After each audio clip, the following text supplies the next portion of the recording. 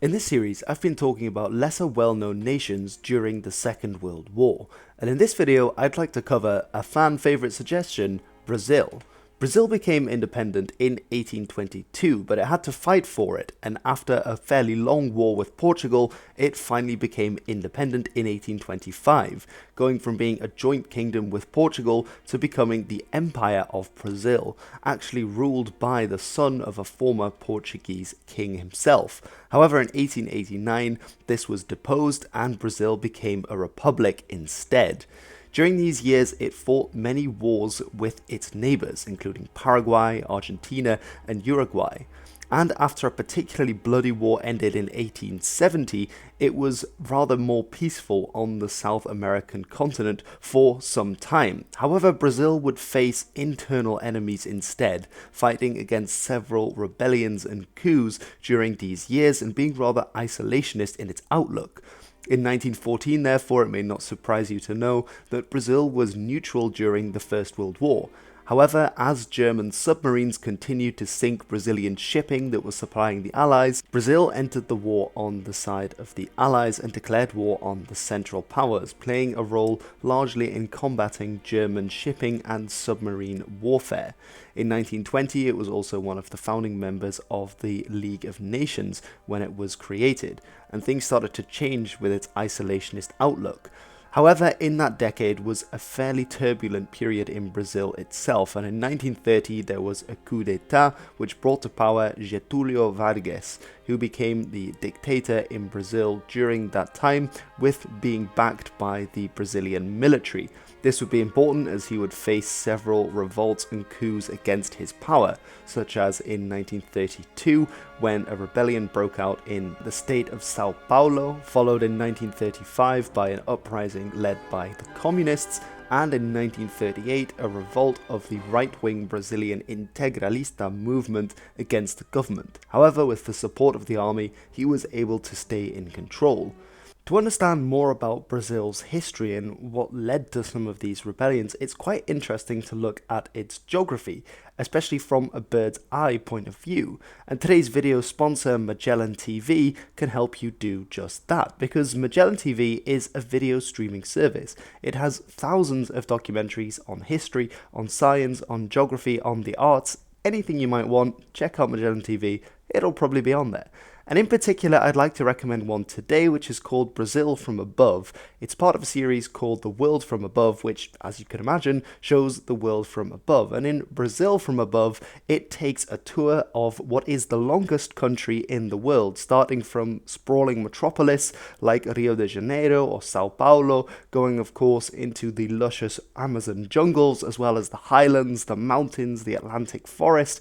Brazil really is a beautiful country to see. There is also a special offer for viewers of this channel if they go to try.magellantv.com/History with Hilbert for a month's free premium membership. Check it out, link is in the description below, and I hope you enjoy the documentaries. In terms of its foreign policy, Brazil became increasingly distrustful of its large South American neighbour, Argentina, who it felt was trying to isolate Lusophone, that is Portuguese-speaking South America, from not only the rest of South America, but also from the wider world. And so increasingly Brazilian foreign policy was the aim to stop and counter this threat posed by Argentina. And that is why Brazil during the 1920s and 30s started to forge closer ties with the United States, that would-be superpower in the north, which at that point was still not quite there as it would be at the end of the Second World War. And so at the start of the Second World War in 1939, Brazil remained neutral, wishing to trade with both the Allies and the Axis as it had done before the war. However, with the war in Europe, this became increasingly difficult. The Atlantic became a war zone, there were naval blockades, trade embargoes, and of course the two sides weren't really a fan of people trading with their enemies. However, the United States also wanted the Brazilians to get involved and aid their war effort, and in 1942 the Brazilians made moves to honour this deal, which they would also get something for in return. they created the Joint Brazil-U.S. Defense Commission, which was aimed at countering a growing Axis presence in South America, not only in the form of spies, but also in politicians in South American countries who were more aligned to the Axis and might even try to join their sides. At the same time, the Brazilians also allowed for American air bases to be built in Brazil, mostly to allow American fighters to be involved in the Battle of the Atlantic against German and Italian submarines.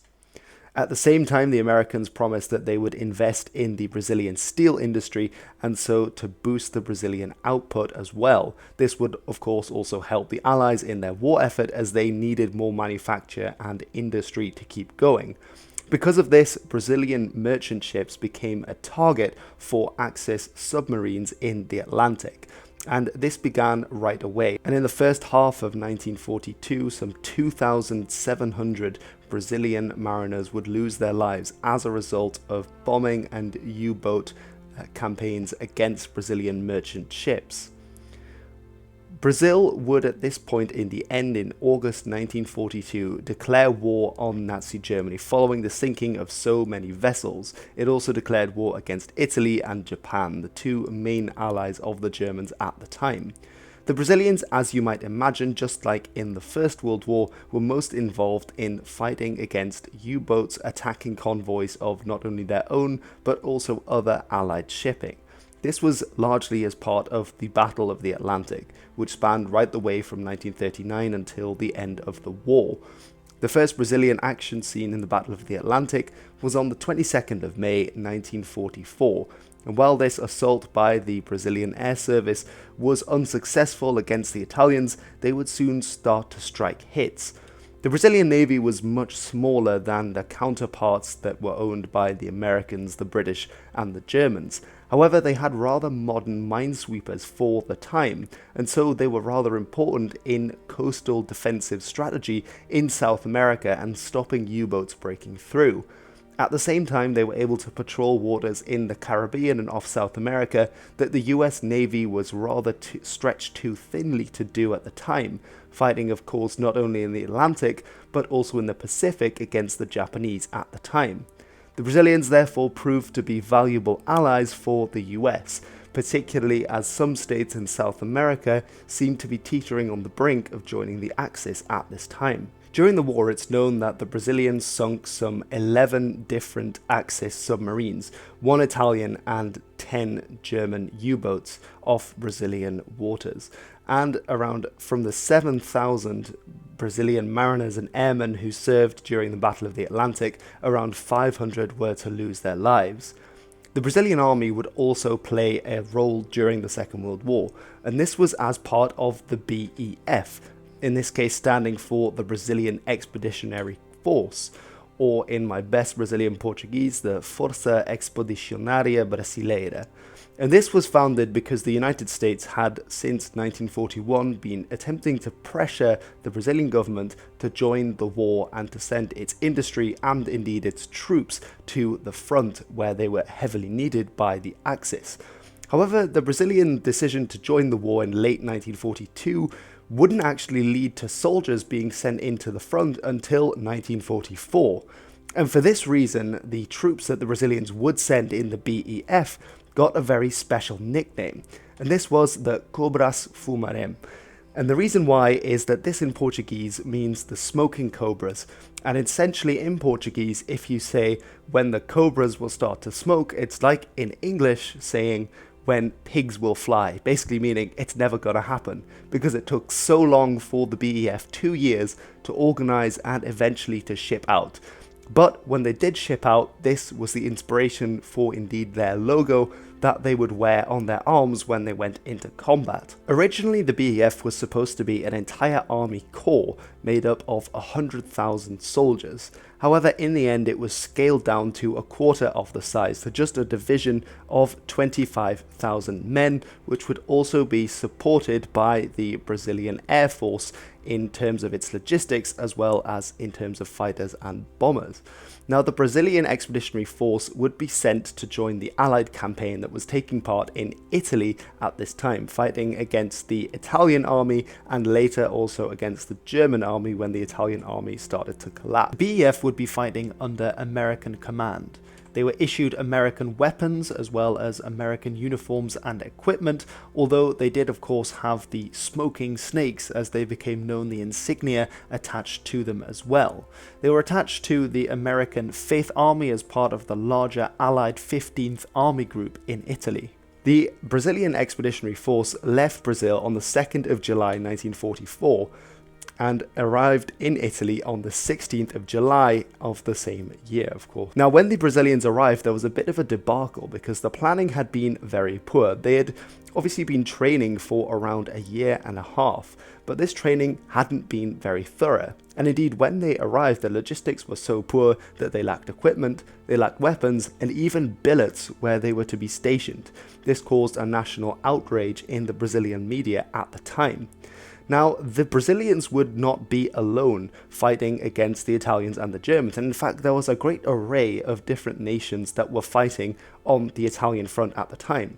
Apart from just the British and American soldiers, there were also Italians and indeed Japanese Americans fighting alongside the Allied forces in Italy at the time. That's not to mention the whole host of different Commonwealth nations from which soldiers were drawn to fight in Italy that were serving on that front. And these came from, just to mention a few, Canada, India, Nepal, the Mandate of Palestine as it was then, the New Zealand, South Africa, and Rhodesia, today's Zimbabwe.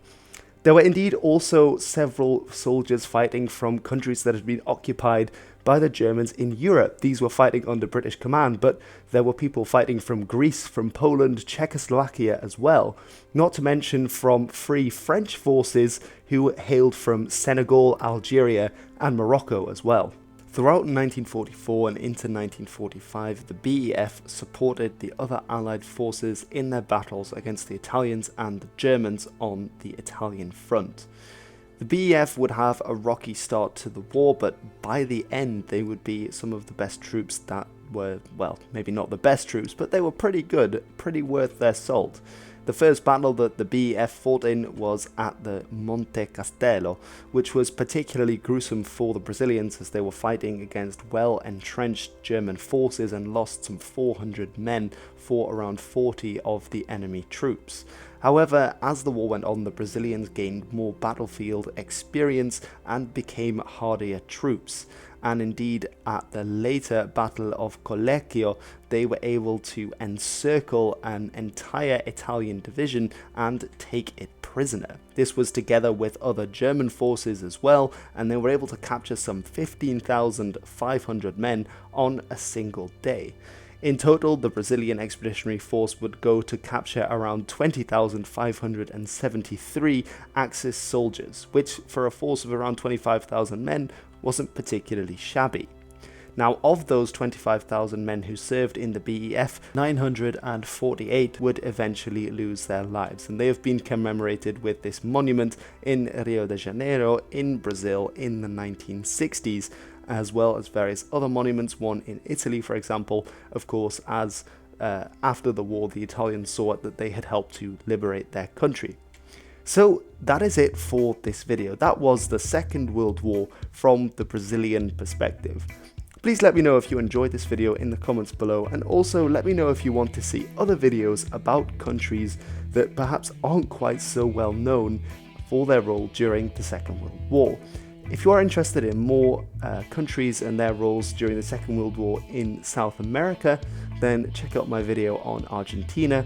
I've got a fair few on different European countries like Luxembourg and Sweden, but I would potentially be interested in covering maybe Norway or Denmark. Of course, I'll do the Netherlands at some point as well, though I might do something a bit bigger with a more of a series going on with a few other YouTubers. But do let me know, as that always helps. Give me a thumbs up because that would be really awesome, and I will see you in the next one. I have been Hilbert, and this has been The History.